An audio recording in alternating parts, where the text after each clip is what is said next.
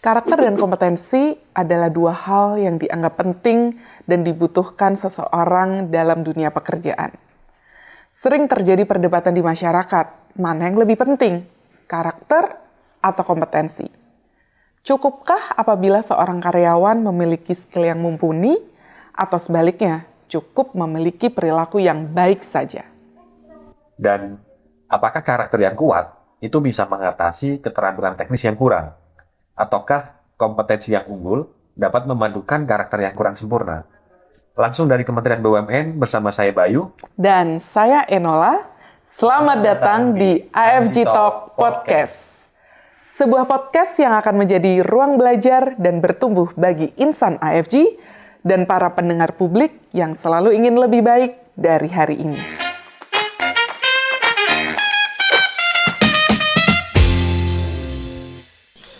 Di episode kali ini, kita akan mencoba memahami bagaimana sebenarnya cara menemukan keseimbangan yang tepat nih, dan memanfaatkan kombinasi antara karakter dan kompetensi Yes, nih, Enola. benar banget. Dan tentunya untuk keberlangsungan bisnis kita gitu ya, dalam topik dilema mencari keseimbangan antara karakter dan kompetensi. Dan tentu kita tidak hanya berdua nih, Benar. Kak Enola. Kita sudah kedatangan tamu yang sangat spesial dan berpengalaman dalam hal pengembangan kompetensi karyawan. Selamat datang Pak Teddy Barata, Deputi Bidang Sumber Daya Manusia dan Teknologi Informasi Kementerian BUMN. Makasih. Selamat pagi, Makasih, Pak. Pak. Pagi, Mas Bayu, Selamat Mbak datang. Enola, Apa makasih. kabar, Pak? Alhamdulillah baik. Gimana kabarnya? Sibuk terus nih? Wah. Lumayan Pak, dengan adanya banyak penugasan dari Bapak. Iya, terima kasih loh Pak. Kita diizinkan untuk menyulap ruangan Bapak jadi mini studio nih Siap. Pak ya. Saya senang sekali nih, udah bisa datang sini.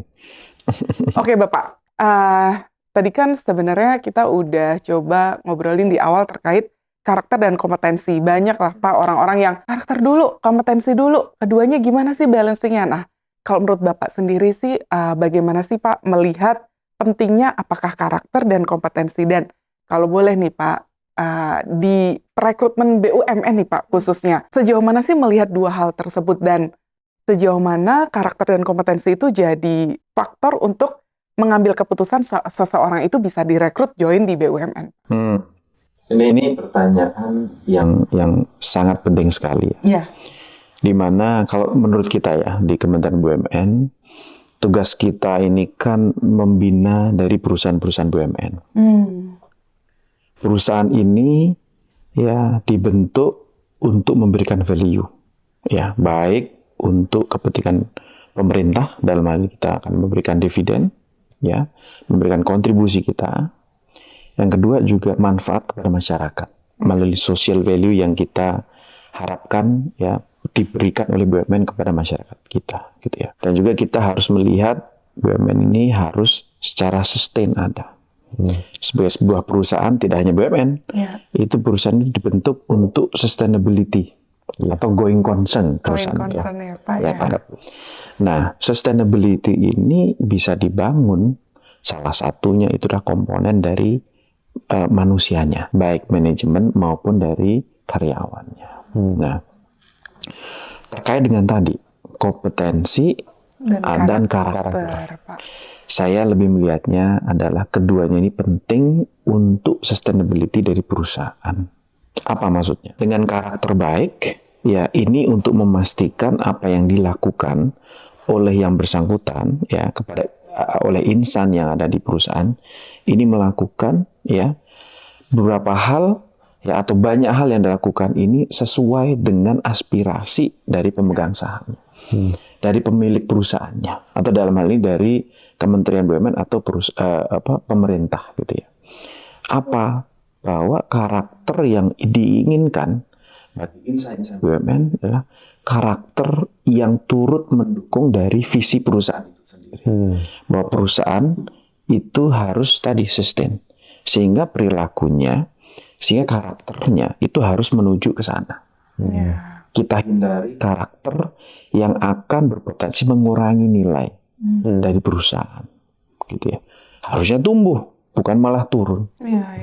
Bentuknya itu tadi kalau turun itu apa? Nilai perusahaan turun ya karena perilaku yang kurang, kayak gitu. Kompetensi sama halnya penting. tanpa kompetensi yang baik, maka perusahaan ini nggak berkembang, ya kan?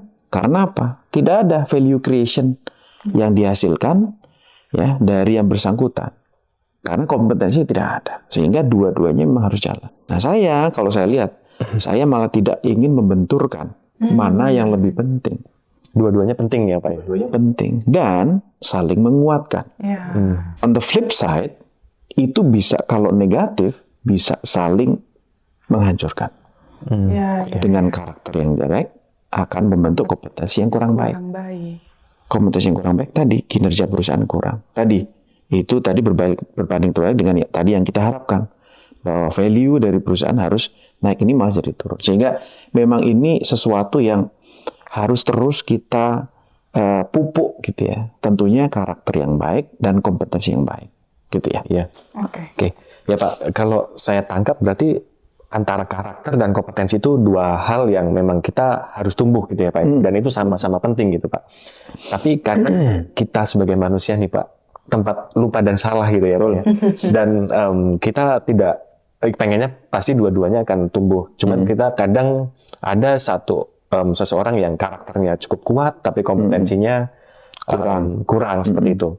Ada nggak sih Pak situasi di mana karakter itu lebih penting dibandingkan kompetensi ataupun sebaliknya Pak? Situasi yang saya lebih penting kompetensinya yang hebat walaupun karakternya biasa-biasa saja seperti itu Pak. Ini menarik nih. Pada saat apa di mana kita harus memilih karakter itu lebih penting dari kompetensi? Ataupun sebaliknya. Ataupun sebaliknya juga. Ya, kita lihat kalau kompetensi ya. Kompetensi itu kan dibangun ya. Contoh kompetensi, kita punya kompetensi terkait bidang keuangan, ya. Kita bisa membuat laporan keuangan yang baik misalnya. Kita sebenarnya bisa ya membuat misalnya laporan keuangan yang lebih bagus daripada yang sebenarnya. Apakah itu sesuatu yang kita inginkan? Tidak. Itu bisa terjadi kalau tadi karakternya kurang baik gitu. Sehingga karakter itu memang harus bagus dulu. Untuk memastikan bahwa kompetensi ini itu dilakukan pada tempatnya. Ya, tidak hanya karena saya bisa melakukan ini, nggak ada yang tahu gitu. Tapi kalau itu tidak dijaga dengan karakter yang baik, itu bisa terjadi. Sehingga karakter ini penting untuk menjaga tadi sebagai koridor untuk perilaku ini ya sesuai dengan apa yang diharapkan oleh perusahaan kayak gitu. Gitu ya. Iya, benar ya. Tadi kalau nggak dijagain karakter di contoh tadi yang Bapak ceritakan tuh bahaya banget gitu. Malah bikin laporan keuangannya yang jauh lebih bagus, tapi sebenarnya tidak sesuai pada keadaan gitu. Nah, kalau boleh, saya ingin menekankan di sini bahwa karakter itu bisa dibentuk, bisa dari eksternal faktor juga. Bahwa kalau menurut saya, kemarin saya bicara juga bahwa KPI itu penting. Dengan KPI yang salah, itu bisa membentuk karakter yang salah juga. Jadi jangan semua disalahkan kepada yang bersangkutan. Sebenarnya orangnya baik, tapi KPI dia ya itu kurang baik, kurang pas. Menarik nih ya. Sehingga apa? Membentuk karakter, membentuk perilaku yang kurang baik. Dan jangan lupa di sini it's a part of habit ya. Karakter dibentuk dari habit. Habit itu kebiasaan ya, kayak gitu. Contoh KPI yang nggak baik misalnya. KPI-nya pokoknya revenue-nya naik gitu ya. Revenue yang naik bisa dicapai, bisa cash basis. Ya, bisa juga dengan piutang dan dihitung sebagai accrual gitu ya. Nah, awal-awal ya itu mungkin hanya ya mulai dari yang kecil lah misalnya ya.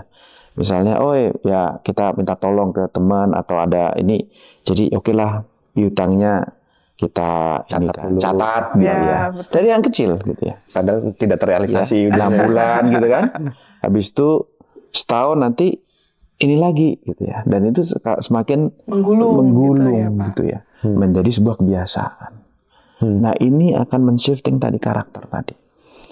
Jadi ini hal yang saya tekankan di BUMN. Bahwa karakter ini, pembentukan karakter tidak lepas ya dari bagaimana manajemen men-set dari KPI-nya.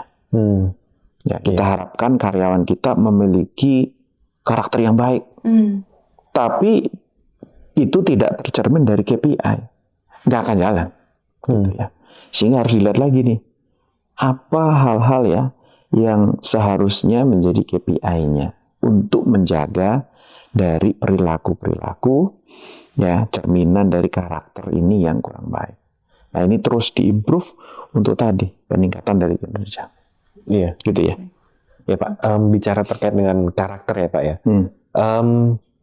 Karakter itu kan dibangun tidak dalam waktu yang singkat gitu ya. Exactly. Betul. Mungkin kompetensi bisa lebih singkat ya Pak Kompetensi ya, bisa lebih singkat dibandingkan gitu. karakter. Nah, apakah kalau misalnya seperti yang tadi Bapak sampaikan, dengan adanya KPI yang kurang tepat, itu akan semudah itu merubah karakter dari seseorang, Pak?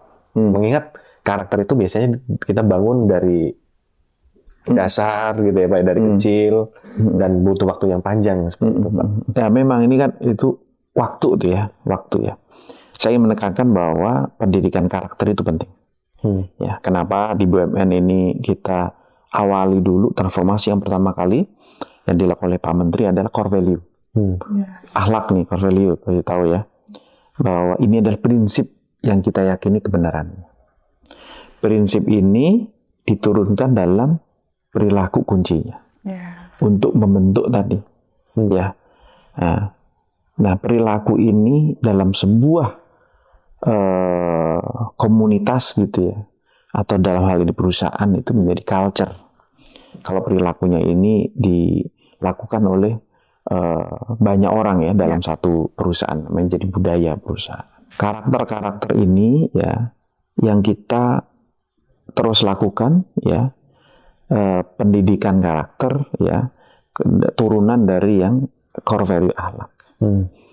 Nah, kaitannya dengan tadi ya, Mas bilang tadi kan kompetensi ya, ini tentunya bisa mendapatkan sentuhan ya, kompetensi misalnya ya,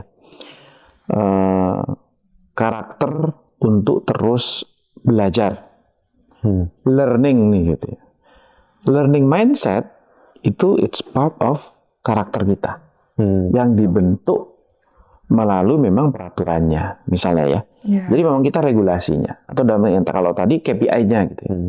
KPI-nya yang terus kita lakukan, memang terus kita jaga bahwa Anda itu dinilai dari berapa lama Anda belajar, apa yang Anda pelajari. Ini dikaitkan dengan apa tugas Anda di perusahaan. Nah, kadang yang terjadi tidak ada alignment ya, dari apa yang dipelajari dengan apa yang menjadi tugas ataupun the next assignment-nya gitu ya. Tidak ada korelasi ini yang membuat orang-orang itu atau karyawan gitu ya. Ini apa ya? Mungkin prioritasnya jadi yang lain gitu. Sehingga apa yang diharapkan hasil misalnya dari training ini tidak tercapai gitu. Nah, beberapa hal. Yang apa? Impact kepada kompetensi. Ya kan? Jadi kompetensi tidak terbangun gitu. Atau belajar yang lain tapi kompetensinya yang dibutuhkan nggak sesuai gitu. Gitu ya. Nah, ini menjadi catatan. Sebenarnya ini Pak Teddy ini agak one step ahead menebak pertanyaan dan curiosity saya, Pak. Sebenarnya kalau saya lihat kan tadi dari penjelasan Bapak, emang kompetensi sama karakter ini harus balance ya, Pak. Nggak boleh salah satunya mungkin menonjol gitu, tapi memang ada situasi-situasi tertentu lah ya, yang memang karakter bisa jadi rem gitu kan. Nah, sebenarnya bagaimana sih Pak? Tadi pertanyaan saya tuh bagaimana cara ngebalance ini gitu, Pak? Apa sih strateginya agar kompetensi dan karakter tuh bisa berjalan bersamaan? Sebenarnya tadi Bapak udah sempat spill sih ya, udah jelasin terkait kunci di KPI gitu kan, harus align KPI yang mungkin orang lebih mengartikan butuh skill gitu ya Pak, kompetensi, tapi harus di-align juga KPI-nya mendorong karakter yang baik gitu. Ada lagi nggak sih Pak mungkin strategi-strategi untuk bisa menyeimbangkan pengembangan kedua hal ini Pak? Gini, ada beberapa hal yang bisa dilakukan. Ya, misalnya program-program peningkatan dari kompetensi yang pada saat bersamaan kita meningkatkan dari karakter. Misalnya dengan mentorship misalnya. Impact-nya ya, kalau dilakukan dengan baik ya, itu akan peningkatan dari kompetensi. Kenapa? Karena di situ ada hubungan antara mentee dan mentor, ya saling komunikasi, itu kan. Mentornya akan memberikan insight pada apa yang sudah dilakukan dia sebelumnya, pengalaman dia. Mentee-nya akan ada diskusi terkait dengan apa yang dia kerjakan, masalah yang dihadapi gitu ya, ada komunikasi. Di saat yang bersamaan, pada komunikasi itu, pada hubungan itu juga karakter akan terbangun. Apa? Komunikasi, ya, komunikasi yang baik, ya. Kemudian juga cara mengelola stakeholder. Itu kan stakeholder juga itu ya, atasan atau cross mentorship itu kan sebuah stakeholder juga gitu ya. Di situ membangun komunikasi yang baik gitu ya. Dan juga beberapa hal ya, misalnya kan karakter untuk terus belajar, ya, beberapa hal yang lain yang itu saat bersamaan ya, itu langsung targeting. Gitu. Ada juga classroom misalnya atau self study, itu kan hanya peningkatan dari kompetensi kita, Betul. Tidak begitu menyasar kepada tadi karakter building tadi ya. Nah, ada beberapa pola pembelajaran yang bisa combine keduanya. Gitu. Setuju sih. Karena dengan mentoring, kita punya mentor, kita bisa jadiin mentor role model kan Pak. Jadi kita bisa look up nih, bisa mencontoh apa sih hal-hal baik gitu ya, yang memang mentor miliki dan diberikan, di-share ke kita. Untuk kita ya akhirnya nggak cuma kompetensi aja, tapi karakternya juga terdevelop ya Pak ya.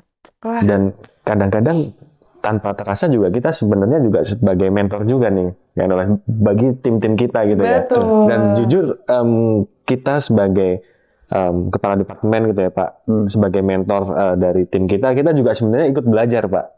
Gitu. Jadi mentor itu bukan berarti kita mengajarkan ya, tapi sebenarnya kita juga ikut belajar juga ya. gitu, Pak.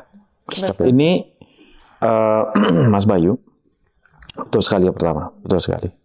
Saat yang bersamaan kita itu sebagai mentor, tapi kita juga sebagai mentee. Ya, yang paling penting adalah learning mindset-nya, growth mindset-nya untuk terus belajar, siapapun itu. Makanya kemarin, tahun lalu, dan tahun ini mau keluar, ya, saya kirim surat assessment untuk para talent kita, talent pool ya, gitu. Tahun lalu termasuk direksi yang existing pun kita assess. Nah, banyak yang nanya ke saya, Pak, ini kan nggak pernah dilakukan, gitu. Kan udah dari direksi, ngapain juga di assess lagi, gitu. Bukan, saya tegaskan, ini bukan untuk menilai yang jabatan sekarang. Kalau Anda sebagai direktur, maka Anda mendapatkan kepercayaan dari pemegang saham, ya, amanah untuk menjalankan tugas sebagai direktur. Assessment ini lebih kepada kita ingin melihat hasil assessment ya, feedback-nya apa. Tidak ada orang yang sempurna. Dari hasil assessment akan kelihatan apa yang perlu diperbaiki. Even itu seorang direktur. Sehingga ini yang program seperti ini juga yang kita lakukan gitu ya. Sehingga walaupun posisinya sudah di top management, selalu ada room for improvement. Ini yang kita tegaskan. Betul. Jangan hanya kita memaksa karyawan kita untuk, hey, Anda belajar terus ya, gitu ya. Tapi kitanya sendiri enggak, gitu ya. Sekarang zaman sekarang itu dinamika itu terus bergulir. Even kompetensi kita hari ini 5 tahun mendatang mungkin sudah nggak relevan atau kurang relevan. Ada kompetensi baru yang harus diketahui gitu ya. Sehingga kemarin ketika pas kebetulan IHCS nih, Human Capital Summit, dibilang learning is the new dollar. Yes. penekanan kepada apa learningnya, bahwa learning itu penting sekali, growth mindset, gitu ya, tercermin dari apa upaya kita untuk mengabsorb teknologi baru, kompetensi baru, gitu ya. Ya ini yang penting sekali dan kita tekankan di BUMN. Karena apa? Tren itu terus berubah, ya, dunia semakin cepat perubahannya, apalagi ditunjang oleh digitalisasi. Dan mau nggak mau kita suka tidak suka, ya kita harus terus improvement, gitu kan. Improvement, innovate itu harus menjadi bagian dari DNA BUMN. Itu dimulai dari orangnya. Dan ini tidak hanya yang di level bawah. Manajemen pun harus ada juga. Kayak gitu. Itu yang kita terus dorong. Ya. Gitu ya. Wah, keren banget ya, Pak Teddy ya.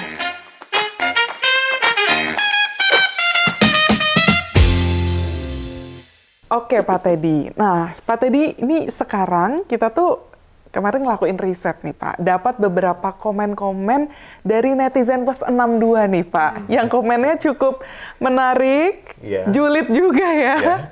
Nah, kita mau minta izin nih, Pak, untuk membacakan beberapa komen-komen yang kita dapat dan kita pengen ya Pak Teddy untuk tanggapan dari Bapak nih, Pak. Betul. Atas komen-komen tersebut. Aman ya, Pak ya? Ini komen mereka ya. Oke. Suara hati, Pak, dari netizen nih, Pak. Ini harus didengar. Oke, kita mulai ya Pak. Yang pertama, ini bilang gini Pak. Di dunia kerja plat merah, pegawai dengan banyak skill sama dengan banyak kerjaan. Jadi, penghargaan bagi karyawan dengan kinerja baik adalah pekerjaan lainnya yang kadang di luar tugas pokok dan fungsi utama. Tanggapannya gimana Pak? Saya tanggapan dari saya ini dalam konteks BUMN ya, Betul, gitu ya. Pak. Jadi bukan konteks di pemerintahan karena itu di luar dari domain saya. Tapi kalau terkait dengan di BUMN, tapi saya ingin menata kembali dari persepsi dari karyawan itu sendiri ya, teman-teman nih yang menjadi karyawan BUMN. Pertama, kalau melaksanakan pekerjaan dengan baik, ya. Kemudian mendapatkan penugasan yang lain. Ya. Itu kalau boleh pertama, itu merupakan bentuk apresiasi ya, kepercayaan atau amanah dari atasan. Itu dulu gitu ya. Jadi jangan berpikir negatif dulu maksud saya. Berpikir positif dulu bahwa teman-teman itu melaksanakan tugasnya dengan baik. Kayak gitu. Nah, memang yang sedang kita transformasi BUMN salah satunya itu adalah performance management, gitu ya. Performance management itu penting untuk melihat dari kinerja dari karyawan kita. Apa? Kita perlu ada prinsip fairness-nya. Siapa yang berprestasi, ya, maka dia layak untuk mendapatkan penghargaan lebih daripada yang biasa saja, gitu ya. Kayak gitu. Nah, dari teman-teman saya ingin mengharapkan nih, ya, apalagi generasi yang milenial ini ya, yang menurut saya juga tetap perlu ditempa gitu ya. Ya jadi kalau ada tugas ya, ditambah lagi dengan misalnya ada tantangan yang baru, jangan anggap ini sebagai beban. Anggap ini tadi peningkatan dari kompetensi, peningkatan dari kemampuan kita. Itu dulu. Sehingga ketika sudah mindset-nya berubah, maka respon kita terhadap tantangan atau tugas yang baru ini akan jadi lebih positif. Gitu. Nah, di Kementerian BUMN yang sedang kita galakkan, ya, tadi perbaikan dari performance management. Kita peningkatan ya, kita sedang dorong ini untuk talent mobility jalan, gitu ya. Jadi jangan resah, malah nanti dengan adanya opportunity talent mobility, teman-teman tidak hanya mendapatkan kesempatan karir di perusahaan itu saja, tapi juga perusahaan-perusahaan yang lain. Tentunya ini akan memperkaya dari kemampuan, exposure dari teman-teman BUMN semua. Kayak gitu. Nah, saya bilang ke teman-teman milenial ini, ada 3 karakter calon pemimpin BUMN masa depan. Sama halnya karakter Indonesia depan. Yang profesional. Yang kedua, track record-nya baik. Yang ketiga, exposure di banyak bidang. Nah, ketiganya ini teman-teman kalau boleh itu terus pupuk gitu.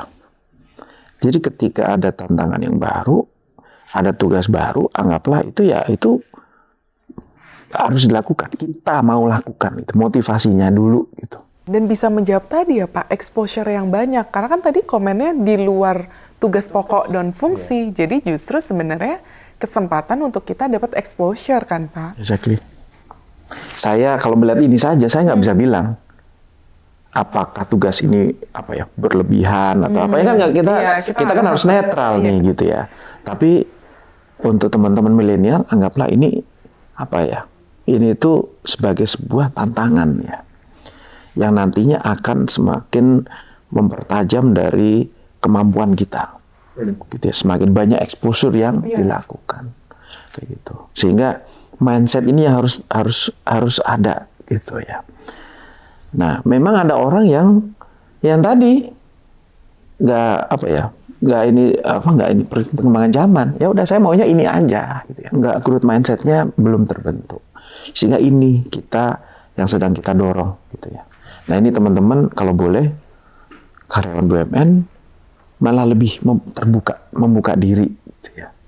Karena masa depan itu dibentuk oleh apa yang kita lakukan sekarang kan. Kayak gitu. Teman-teman juga kadang saya, gimana jadi pemimpin yang baik?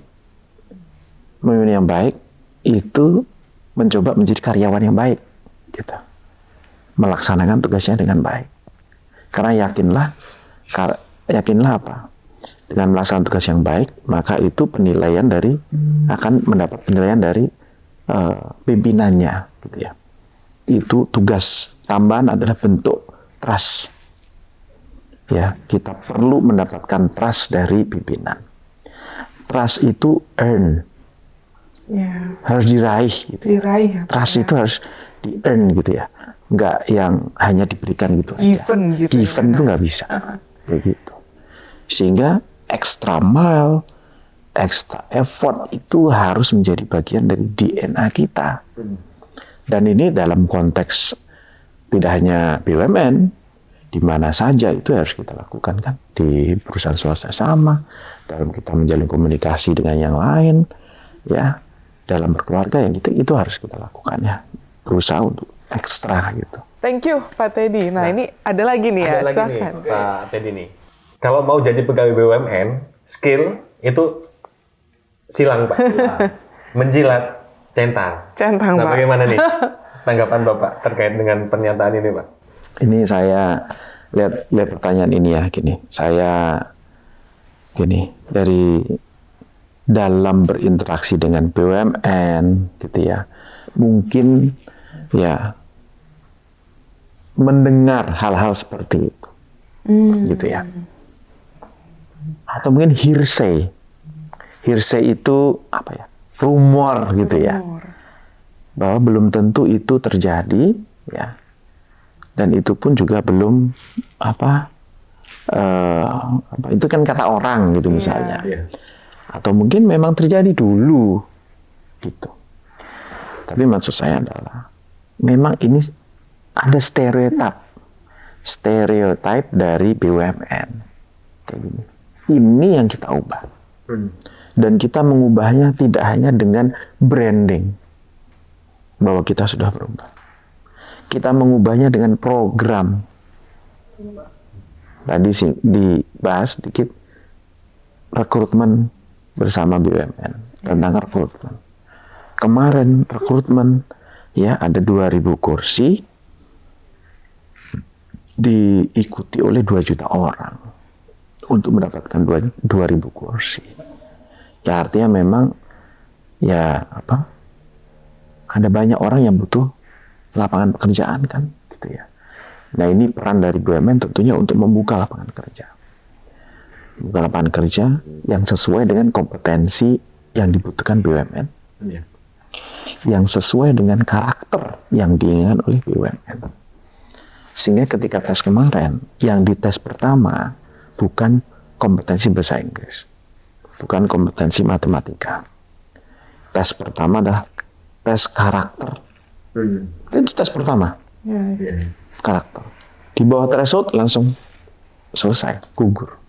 Setelah itu baru tes yang lain, kompetensi dasar, kompetensi bidang, tes yang lain-lain, kayak gitu ya.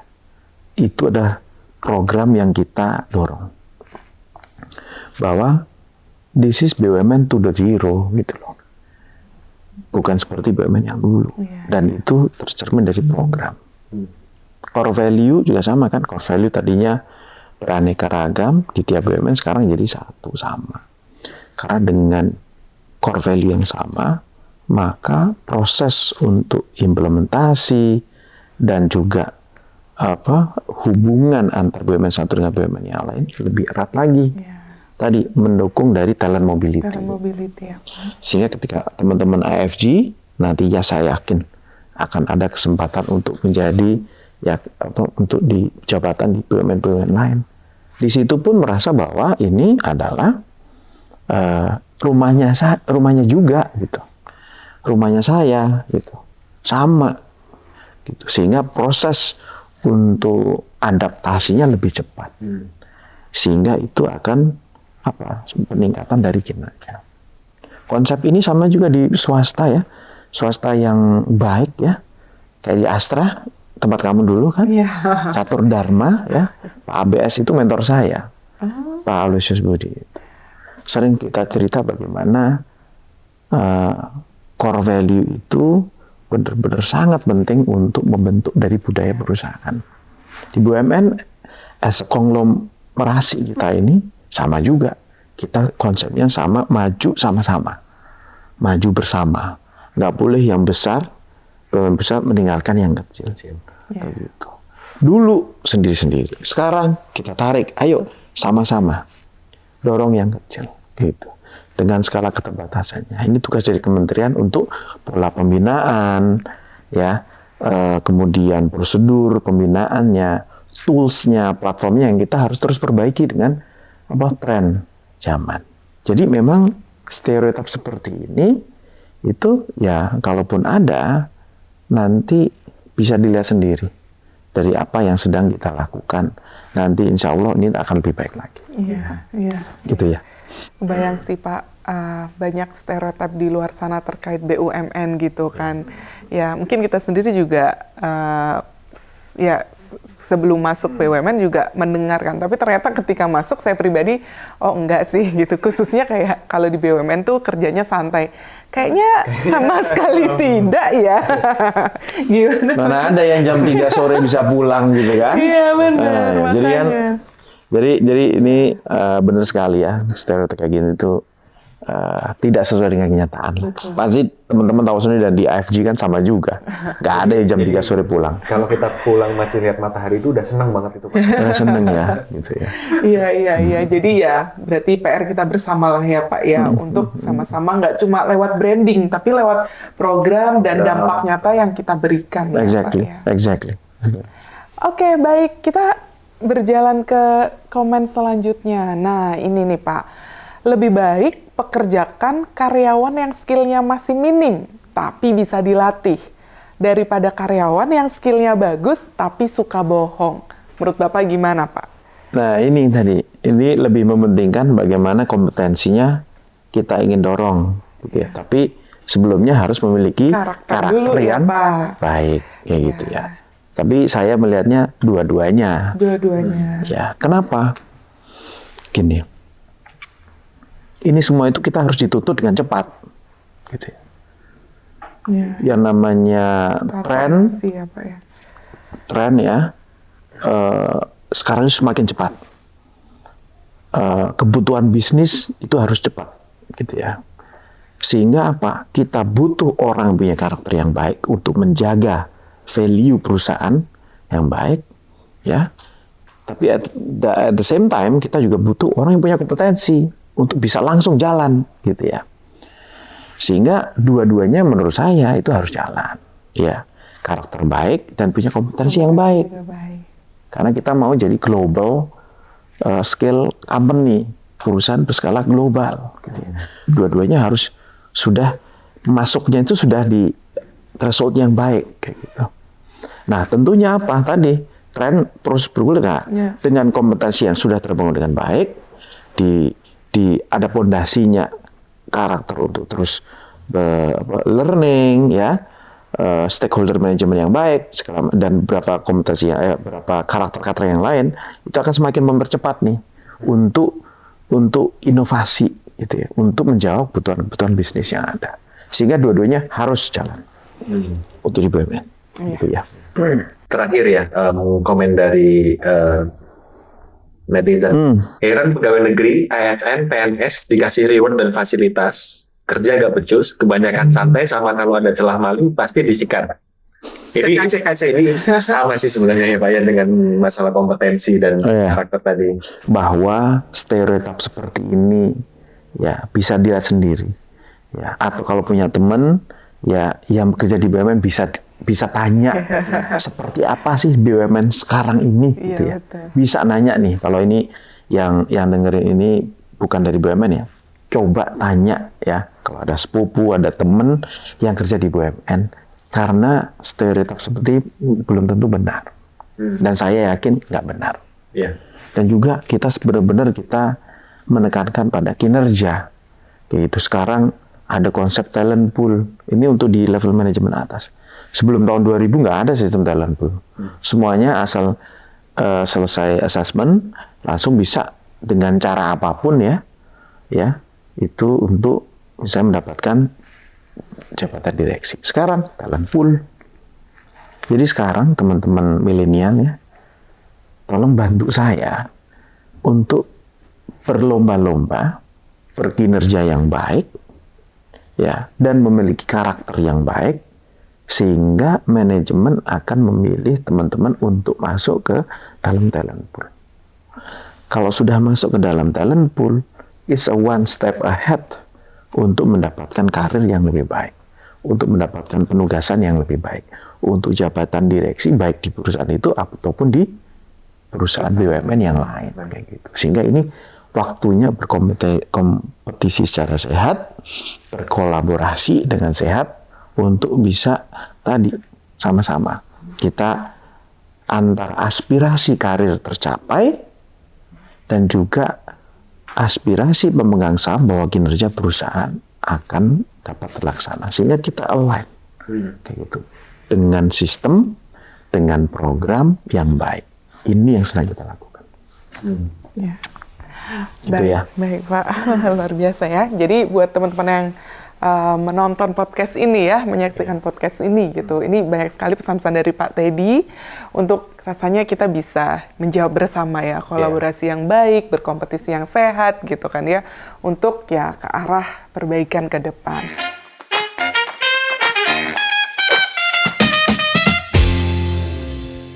Pak, tadi kan di awal Bapak sempat bilangkan bahwa karakter dan kompetensi ini harus bisa mendukung keberlangsungan bisnis. Karena bisnis kan harus going concern kan ya Pak ya.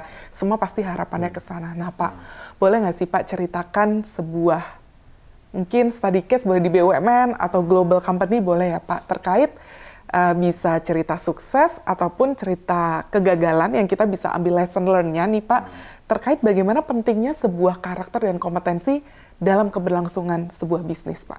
Ini bagus sekali, Mas. Jadi ketika raker kemarin, ya depan para direksi BUMN, saya sampaikan ya terkait dengan kasusnya Enron. Enron ini was a well-respected company. Ini energy company di Amerika ya. Tahun 1900-an di YouTube ada rekaman di court-nya, persidangannya. Di situ keluar semua. Bagaimana pemimpinnya ini kurang dalam kurang etik lah gitu ya dalam pengelolaan dari manajemennya. Bagaimana karyawan itu ditekan untuk tidak menyampaikan informasi yang sebenarnya. Bagaimana ada karyawan yang dikucilkan gitu. bagaimana whistleblower itu tidak jalan, itu keluar semuanya di persidangan. Itu membalikkan semua hal yang sudah dilakukan oleh Enron sebelumnya gitu ya. Di situ kita lihat bahwa karakter ya dalam suatu perusahaan ini penting sekali nih, karakter insannya, dan sangat penting sekali ini karakter dari atasannya atau top level management. Ya, ini penting sekali untuk menjadi pembelajaran di BUMN ya ataupun di tempat yang lain. Bahwa tidak cukup hanya dengan kompetensi, savvy, ngotak-utik angka, savvy ya untuk meyakinkan stakeholder. Ya, kalau tidak diikuti dengan karakter yang baik, informasinya itu nantinya bisa kita misleading information. Memang ada niat. Itu kalau kita tidak jagain dengan karakter yang baik. Nah, ini nantinya akan seperti fenomena gunung es. Dari hal yang kecil, ya, pelan-pelan yang nantinya akan menjadi sebuah ini jadi hal yang tidak sesuai dengan apa yang diharapkan dari perusahaan itu sendiri. Gitu. Jadi menjadi pembelajaran untuk kita dan kita sampaikan ya. Jadi kesuksesan dari perusahaan itu diukur tidak hanya tadi dari berapa jumlah award kan saya sampaikan ke Pak. Ini Jeff Skilly juga dapat award banyak itu seperti para direksi kita saya bilang. Tapi jangan lupa juga bahwa perilaku ya cerminan dari karakter kita ini ya sebagai pimpinan ini akan menentukan dari masa depan perusahaan. It's very important ya untuk menjaga itu. Gini, kalau saya pertama sebelum kita lead others, we need to lead ourselves. Yeah. Leading self is a very important concept too. Dan itu yang kita juga harus lakukan. Artinya apa? Kita tidak bisa minta anak buah kita, kamu harus belajar. Padahal kita sendiri nggak belajar. Kamu harus teliti. Kalau kita nggak teliti. Kamu harus menganalisa. Kitanya cukup terima laporan, nggak bisa. Jadi learning self itu juga penting. Dalam arti learning self untuk terus belajar, untuk terus bisa keep up with the trend gitu. Jadi pertama itu dulu gitu. Kita mendiagnose apa kelebihan kita, kekurangan kita, dan itu improvement terus. Itu yang kita harapkan ada di manajemen kita di BUMN gitu ya. Kedua, core value akhlak itu menjadi dasar atau itu dianggap sebagai apa ya? Itu malah tugasnya membantu dari manajemen untuk membentuk karakter dan juga tadi membangun corporate culture yang baik. Jadikanlah core value akhlak ini ya penerapannya di perusahaan. Ini jadi panduan gitu ya. Nggak usah cari-cari yang lain. Gitu. Itu yang kedua. Yang ketiga, coba dilihat lagi KPI-nya dari perusahaan atau KPI dari teman-teman yang di bawah. Kita lihat apa misconduct yang terjadi sebelumnya. Itu menjadi pembelajaran untuk ya improvement dari KPI dari teman-teman yang di bawah. Alignment antara KPI manajemen dengan bawahan harus ada. Harus ada cascading-nya. Jangan sampai fokusnya atau KPI-nya manajemen itu tidak ada kaitannya dengan KPI di bawah. Itu harus ada. Tugas dari bawahan adalah tadi untuk membantu dari pelaksanaan KPI-nya dari manajemen. Itu harus dipastikan. Nah, 3 hal itu yang menurut saya penting untuk manajemen kita. Saya tambahin untuk yang teman-teman nih, karyawan nih, gitu ya. Ini menarik nih. Nah, karyawan, ya teman-teman semua tentunya apa? Pengen kan mengaktualisasi diri. Ya, teman-teman gini, saya selalu bilang kemarin tuh saya juga bilang, Bapak Ibu sekalian para direktur HC, di balik gemerlap kinerja BUMN, di belakangnya itu ada hasil kerja keras dari karyawan kita. Seluruh karyawan kita. Sehingga ini waktunya kita untuk ayo kita sama-sama peningkatan kesejahteraan karyawan. Kita berikan penghargaan kita kepada karyawan-karyawan kita. Itu saya sampaikan kepada para sekretariat. Ayo sama-sama ya kita harus meningkatkan kesejahteraan. Kesejahteraan itu tercermin dari apa? Kesehatan, ya. Kesehatan bisa fisik, bisa mental. Kita harus lebih memperhatikan kesejahteraan karyawan. Kayak gitu ya. Untuk karyawannya itu sendiri, teman-teman harus terus semangat. Ya, tantangan itu anggap sebagai ya resep untuk nantinya menjadi memiliki career path yang lebih baik.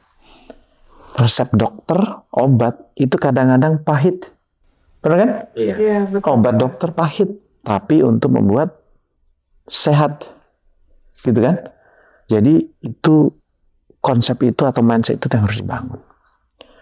Kesuksesan, kalau menurut saya pertama untuk sukses, dan itu saya sendiri juga, saya nggak merasa saya sukses, tapi paling nggak kalau saya ngajari diri saya sendiri, pertama untuk sukses pertama harus niat. Niat itu gampang nggak? Gampang. Untuk punya niat kan gampang sekali. Saya berniat, gitu kan? New Year apa namanya? Resolution. Itu kan gampang sekali kan? Saya punya niat, gitu ya. Tapi yang kedua juga perlu usaha tadi. Kalau usaha susah-susah gampang. Ini juga ada kaitannya dengan karakter kita. Apakah kita itu determinasinya tinggi? Apakah kita itu fokus? Apakah kita itu suka yang lain gitu ya, banyak ganti prioritas gitu ya. Nah, ini menentukan nih usaha kita. Yang ketiga kesempatan. Kesempatan ya, dapat kesempatan tapi nggak berusaha, sayang. Dapat kesempatan, sudah usaha tapi tidak ada niat, tidak akan last longer. Kayak gitu. Jadi ketiganya harus ada untuk sukses, kalau menurut saya. Jadi niat, usaha, dan juga kesempatan, gitu ya. Ya, dengan niat yang baik, usaha yang baik, insya Allah dapat kesempatan, itu nanti kita akan dapat apa yang kita inginkan ya, cita-cita kita, kayak gitu. Nah, untuk teman-teman semuanya, tadi saya juga ya lupa profesional. Ya. Kita harus profesional. Setiap kali ada kita tugas, jabatan ini kita berikan amanah ini ya dengan kinerja yang baik, dengan prestasi yang baik, dengan legacy yang baik, gitu ya. Yang ketiga, exposure di banyak bidang. Jangan hanya kita di sini aja. Udah kemana-mana. Exposure bidang, exposure tempat kerja, gitu. Yang tiga hal ini, udah itu akan insya Allah akan jadi calon pemimpin BUMN masa depan. Saya yakin sekali. Itu relevan banget sih Pak. Kemarin karena kita kan masih hangatnya ini ya Pak, IHCS ya Pak ya. Kemarin itu kan future leader itu ambidextrous leader Pak, di mana nggak bisa ahli dalam satu bidang aja, tapi di situ disebutkan deep generalis. Jadi generalis di banyak bidang, tapi deep gitu. Nah, which is tadi ya, exposure tadi ya, itu penting banget. Dan rasanya sekarang Kementerian BUMN sudah memfasilitasi ya Pak, dengan internal talent mobility dan lain sebagainya. Luar biasa sih ya. Excited sekali. Thank you Pak Teddy. Itu sama-sama, senang sekali. Ya, penjelasannya. Mungkin kita bisa recap sedikit ya, Bayu ya. Mungkin kalau dari Bayu nih, dari obrolan kita dengan Pak Teddy di hari ini, apa sih kita takeaway yang ya atau summary yang Mas Bayu dapatkan? Jadi kalau saya summarize dari yang Pak Teddy sampaikan, bahwa kita tidak bisa mengesampingkan antara kompetensi dan karakter ya, dua-duanya sangat penting, terutama untuk keberlanjutan usaha kita gitu ya. Tadi disampaikan case tadi juga yang Enron, di mana karakter itu tidak, justru malah bisa membunuh gitu. Betul. Ya, potensi yang kita punya seperti itu. Jadi dua aspek ini tidak bisa kita kesampingkan salah satu seperti itu. Oke. Kalau saya boleh nambahin ya, Mas Bayu, yang saya dapat itu justru orang meributkan karakter dulu atau kompetensi dulu. Kalau menurut saya itu adalah dua hal yang saling menguatkan. Kamu punya karakter bagus dan kamu punya kompetensi yang bagus, itu akan valuable buat sebuah going concern company lah, organisasi. Kalau cuma salah satu, rasanya nggak lengkap. Kayak makan mie tanpa telur gitu kan ya.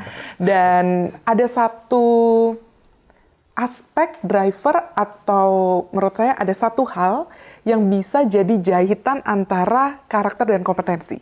Yaitu kalau saya lihat keywordnya adalah learning agility. Ketika kita udah punya itu, kita punya karakter untuk selalu belajar, itu akan membuat kita menambah kompetensi kita. Jadi terus-terus nih, nambah terus. Jadi keyword learning agility itu relevan banget sih Pak untuk menjawab apa yang kita diskusikan hari ini itu kita saya. Oke, nah mungkin kita udah sampai di penghujung acara nih ya Mas Bayu, tapi nggak lengkap nih kalau kita mau minta nih Pak Teddy untuk menutup sesi ini, janganlah dari Bapak nih Pak untuk ya mungkin para top manajemen di luar sana, para calon pemimpin BUMN masa depan dan juga para ya insan BUMN ya Pak ya. Mungkin boleh diberikan dua kata, tiga kata juga boleh. Wejangan ya Pak. Gini, kalau boleh, saya mau ngingetin ya apa yang pernah disampaikan oleh Pak Menteri nih, gitu ya, bahwa kekuasaan tanpa akhlak akan menjadi kezaliman. Kekayaan tanpa akhlak akan menjadi kerakusan. Kepintaran tanpa akhlak akan menjadi tipu daya. Itu yang menyampaikan Pak Menteri kita, gitu ya. Yang maknanya sangat dalam sekali. Betul. Waduh, saya merinding nih Pak dengernya. Sehingga memang benar, kompetensi kita harus bangun, tapi jangan lupa karakter itu harus ada, dan itu harus, ini tugasnya menjadi benteng kita. Ya, karena kita sama-sama ingin BUMN kita maju, ya, dengan kompetensi yang baik dari insan-insannya, tapi juga harus dibentengi dengan karakter yang baik, ya, dari pengaruh-pengaruh yang tadi, yang stereotip yang dulu sebelumnya, sehingga ini ayo kita sama-sama, nih, gitu. Nggak bisa kementerian kerja sendiri, nggak bisa manajemen sendiri, ya. Nggak bisa juga hanya karyawannya saja. Semuanya punya aspirasi, punya kepentingan yang kita jahit bersama, ada aligning interest. Dan ini yang sedang kita lakukan sama-sama. Jadilah bagian dari solusi, jadilah bagian dari masa depan dari BUMN. Gitu ya. Wah, super sekali ya pesannya. Nah, rekan-rekan, itu tadi sesi bincang-bincang kita bersama Bapak Teddy Barata. Dan jangan lupa terus tonton AFG Talk Podcast di channel YouTube Indonesia Financial Group. Teruslah berprogres dan semoga kita bisa selalu lebih baik dari hari ini. Dan akhir kata, saya Enola. Saya Bayu. Pamit undur diri dan sampai bertemu lagi di AFG Talk Podcast episode berikutnya.